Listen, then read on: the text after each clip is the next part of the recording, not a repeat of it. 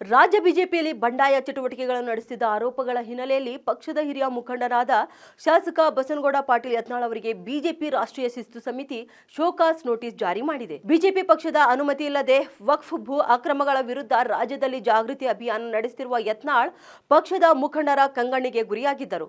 ಅಭಿಯಾನದ ವೇಳೆ ಯತ್ನಾಳ್ ಅವರು ರಾಜ್ಯ ಬಿಜೆಪಿ ಅಧ್ಯಕ್ಷರ ವಿರುದ್ಧ ಮತ್ತು ಮಾಜಿ ಸಿಎಂ ಯಡಿಯೂರಪ್ಪ ಬಗ್ಗೆ ಆಕ್ಷೇಪಾರ್ಹ ಹೇಳಿಕೆಗಳನ್ನು ನೀಡುತ್ತಿರುವುದು ಪಕ್ಷಕ್ಕೆ ಮುಜುಗರದ ಸನ್ನಿವೇಶ ಉಂಟು ಮಾಡಿತ್ತು.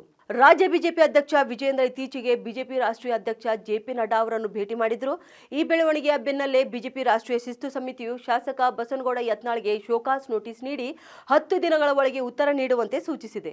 ಈ ನೋಟಿಸ್ಗೆ ನಾನು ಉತ್ತರಿಸುತ್ತೇನೆ, ಜೊತೆಗೆ ರಾಜ್ಯ ಬಿಜೆಪಿಯಲ್ಲಿನ ಸದ್ಯದ ಪರಿಸ್ಥಿತಿಯ ಬಗ್ಗೆ ಕೂಡ ವಿವರಿಸುತ್ತೇನೆ. ಹಿಂದುತ್ವ, ಭ್ರಷ್ಟಾಚಾರ, ವಕ್ಫ್ ವಿಚಾರ, ಕುಟುಂಬ ರಾಜಕಾರಣ ಬಗೆಗಿನ ನನ್ನ ಹೋರಾಟ ಮುಂದುವರಿಯುತ್ತದೆ ಎಂದು ಶಾಸಕ ಬಸನಗೌಡ ಪಾಟೀಲ್ ಯತ್ನಾಳ್ ಅವರು ಪ್ರತಿಕ್ರಿಯೆ ನೀಡಿದ್ದಾರೆ.